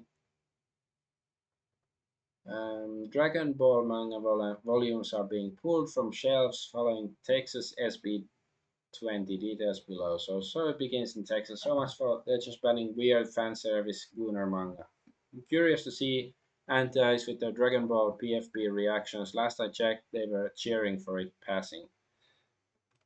And yeah, Finland actually had a controversy like this 2 decades ago. Like they were saying, I guess because they show Bulma's panties or something in some episode of Dragon Ball. I guess it's this. She's Bulma, I presume. I don't know much about Dragon Ball. I've seen few random episodes, but so yeah, they alleged it was pedophilia, like.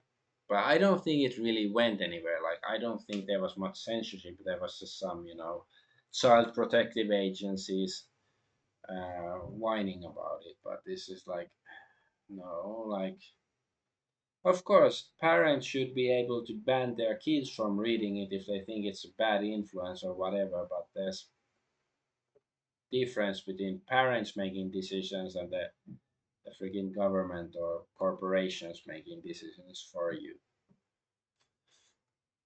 But okay, good news for the Stop Killing Games stuff. So, Accursed Farms, the saints of video gaming, here saying it looks like my worrying in July was for nothing. Not all the signatures have been counted yet, but for the ECI, but the ones that have the validity rate is about 97%. I think it means a hearing before the EU Commission is all but guaranteed. So about stop killing games stuff. So that's good. I'm still a bit skeptical that the EU is gonna do anything good about it. Maybe they will do something like something ritualistic or something, but nothing actual. But maybe I'm wrong. Maybe I'm too pessimistic. And I see many publishers I dislike, says Vampire Survivors creator who started his own publisher to share the luck, criticizing companies that exploit platforms just to make money. Yeah, sounds about right. I don't know much about the industry, like I'm not an insider or anything like that, but it sounds that's how probably many publishers are. So it's good they're getting called out. This is interesting. So it's easy to blame Sony's Crunchyroll, but I believe China is largely responsible for censorship at source. So there's like all sorts of stuff. Okay, it's too small to really see, but bunch of it's like here is some stuff like yeah, let's say Trillion game. I don't know, but there's some parts of it censored in China, and I don't know. So yeah, supposedly many anime are censored in China. And I think there were some examples here.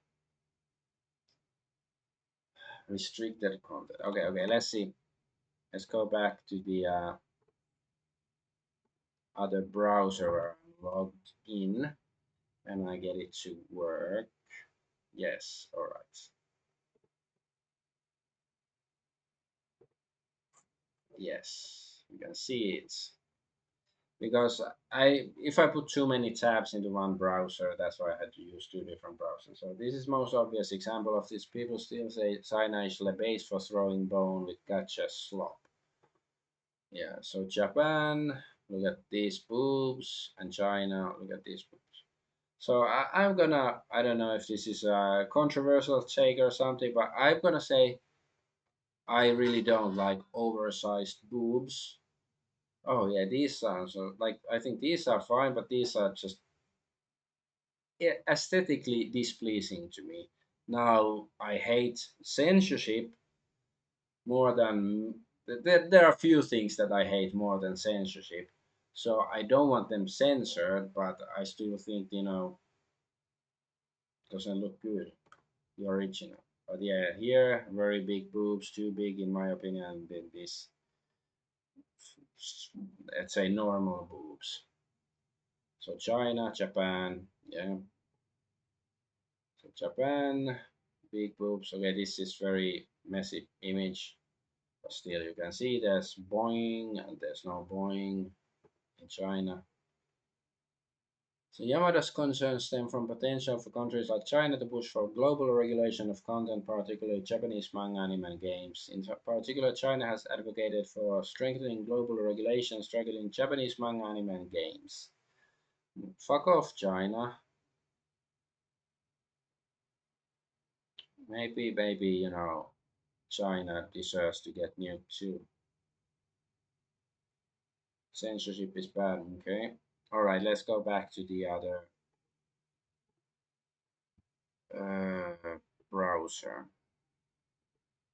Hopefully we don't. And yeah, why was this restricted? It just showed clearly characters that are over the age of 18 with big boobs. That's not pornographic. Some women actually have big boobs. Like crazy. But at least, hey, Twitter seems to think I'm over 18, so that's positive thing. Credit card company censorship of video games thrives due to public unawareness, says Japanese politician Kurishita. He believes raising awareness and diversifying payment options in Japan, a country heavily reliant on external payment infrastructure, is the solution.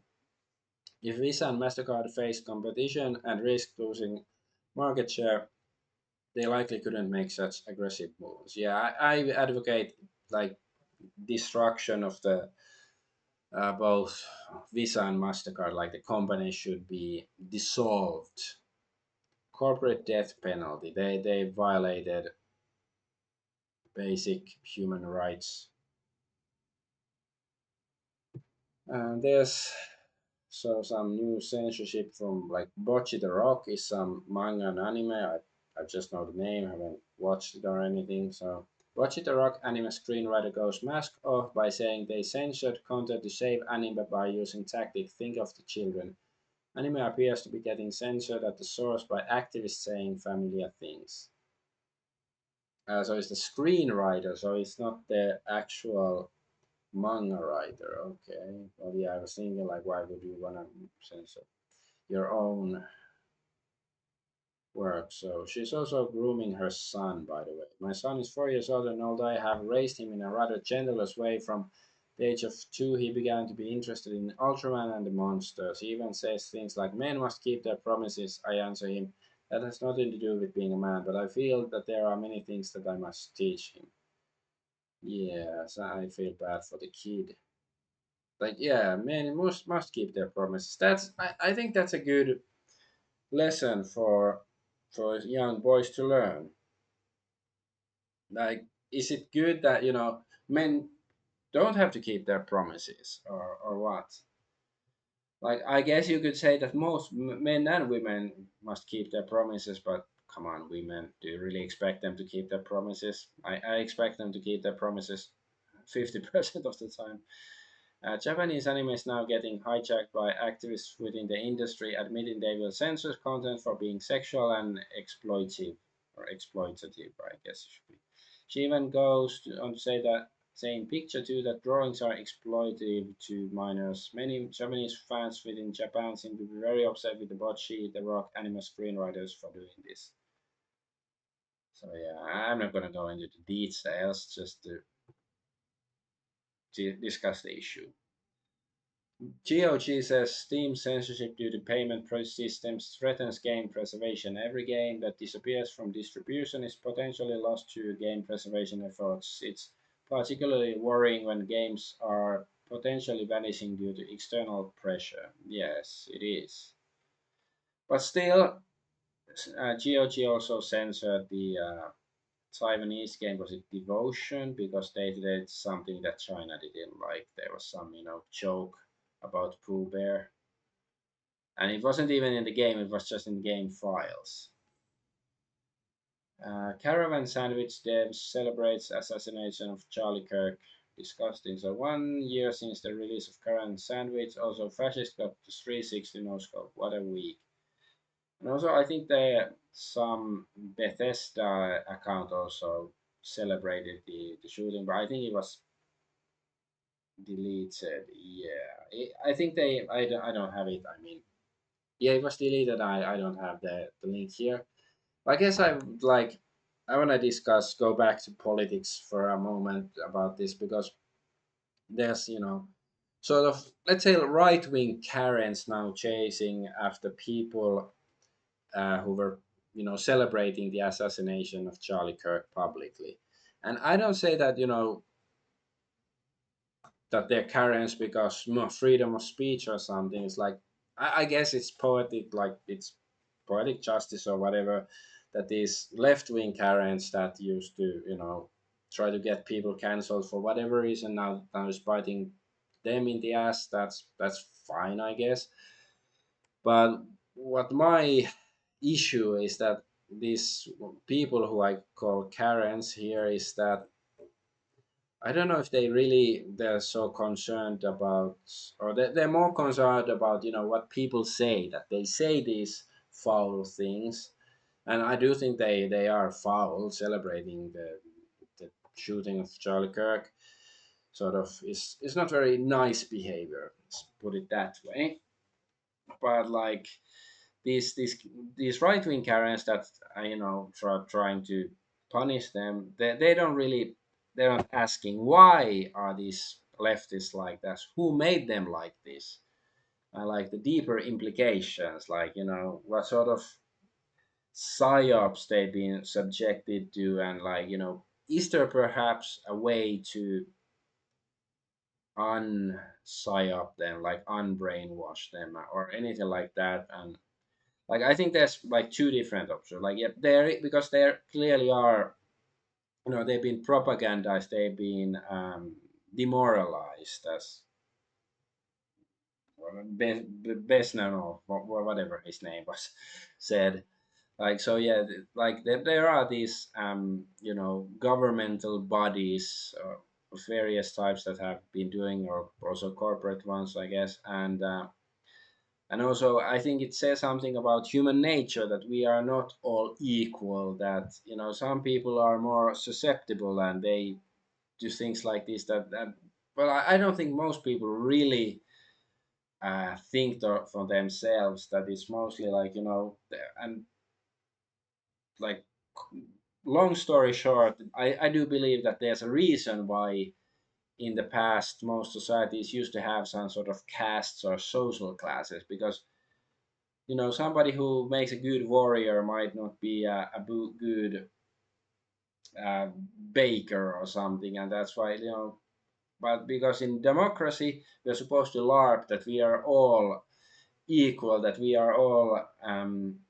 equally proficient in deciding how to run a society, but that just leads to chaos and the dystopia that we live in now, because it's, and I'm not saying that these leftists are inherently bad people, or the right winger Karens either, but it's just like um, that we, to rectify the situation, we have to understand why we have gotten here, and the differences in human nature between individuals, and stuff. And I don't have all the answers how to do that, but it's just like it started to feel like a game, like people like this left versus right paradigm. And I certainly shit on the left, because I used to be a leftist long time ago, and that makes me despise the left even more than many others, because I there's some concerns I still share with them, but most of them have been forgotten, like the working class. The leftists don't really care about working class or anything like that, but yeah, because it's like a football game. There's the red team and the blue team, and that's how it's devolved to. And they don't see the puppet master who is making all the dough from the games. They just look at the teams and they want to join the red team or the blue team, and uh, they ignore who is making the teams fight each other to begin with. Anyway, so let's go back to gaming. So this is just a funny meme video. If Silk was this Hollow Knight Silksong was AAA, full screen. So yeah, $80. Really, yeah.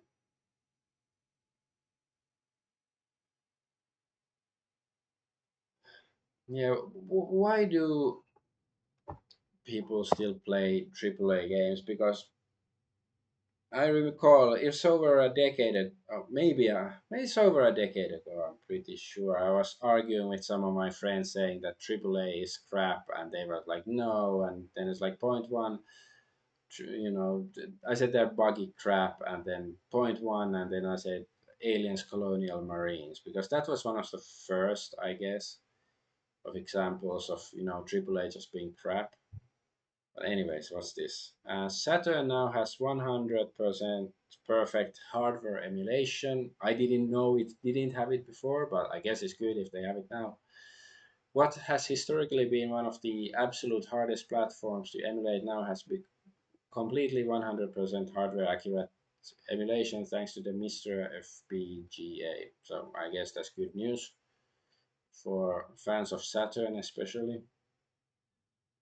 Borderlands 4 launch is a massive disaster. Half the people can't get it to run properly. 50% of reviews are negative. When you hire incompetent devs, you get an incompetent, buggy, half-finished game that's barely up to quality in the first two in the series. Yeah, so none of my friends can get the game to start past the main menu. When you quit and restart, it doesn't close the original instance. Still uses full memory. Doesn't matter how good a game is, AAA devs deserve the low reviews on their games until they learn to release working titles. Then why did you even buy it in the first day? You know, I still don't understand why people buy the games when they come out. Like, okay, I did it for Cyclopean, like every now and then, but that was basically for streaming. Usually, I wait a couple of years to get it half price or cheaper. Anyways, why is every AAA release like this now? Why? When did optimization become lost art? Even with 9800X3D and a 5090, it runs like absolute butt cheeks. 2K games posits Nvidia's Borderlands 4 optimized settings guide, but the community is already in open revolt. Yeah, it's like they're just testing the tech to do something. I don't know, to release Mecha Godzilla or something, and they don't care about the game itself. Just hardware um, testing or something. 007 First Light franchise art director admits steps were taken to avoid certain traits of Bond. So of course it means this doesn't really look like Bond. Like, at least it's not the worst, but yeah, it's probably gonna be some woke or semi-woke garbage, whatever. Okay, he even says things like men must keep their promises, type of flying localizers love to remove. So okay, this is about localizers, how they violate games. So yeah, this is Otoko no Yakuza, man's promise, and then it's okay. I promise I will come home alive, and it's Otoko no Yakuza, man's promise. Oh really? Well, what happened to it's only fair to keep every promise or whatever you always say. So yeah, it's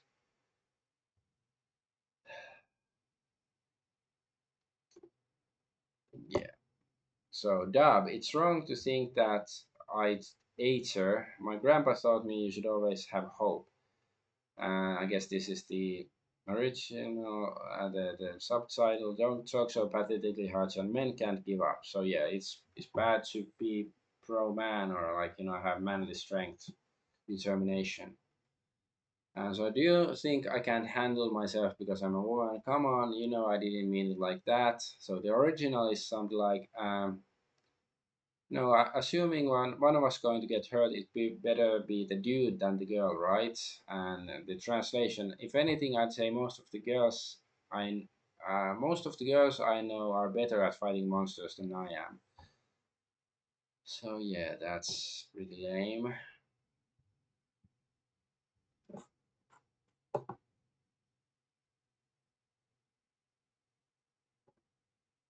And this me, but they said the teacher is scary.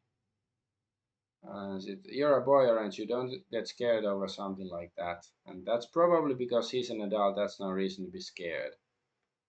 So yeah, boys shouldn't be scared, or you shouldn't be scared of adults. Yeah, whatever. Okay, we have one more. Oh yeah, I remember what's this. So a man is going viral on Chinese social media for creating an old school Game Boy game in honor of the time he spent with his late grandmother. Blah. I guess it's sort of sweet, but the game is probably going to be really boring if you have no idea who she is or was. But I guess that's sort of heartwarming for people who have hearts. But I only have farts. So that's it for this week. So I don't know. Everything is a psyop, all that stuff. It's over 2 hours. I'm gonna go to sleep. I'm Adventure Argonaut. Thank you for watching, and beware of temporal distortions that throw you back 2 weeks. Throw you back in time 2 weeks. Bye bye.